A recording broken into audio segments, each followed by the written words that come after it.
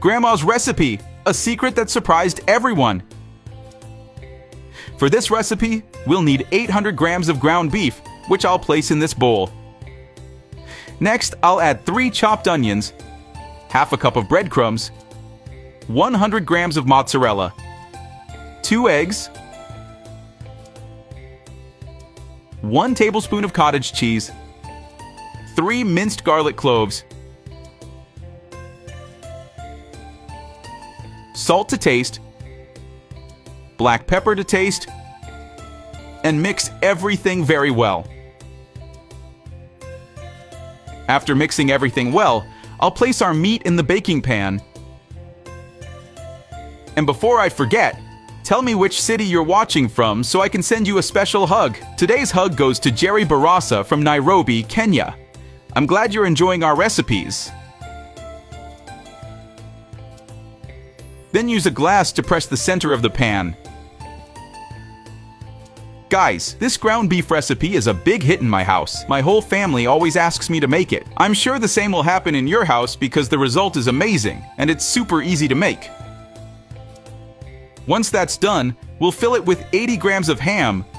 Tell me, what's your family's traditional recipe? I'd love to know. Cottage cheese,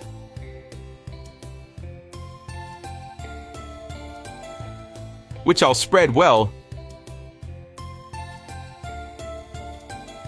Next, 70 grams of mozzarella,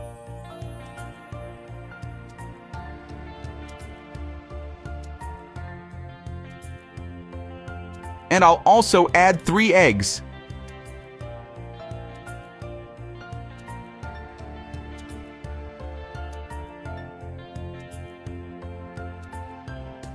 I'll bake it at 356 degrees Fahrenheit for 40 minutes.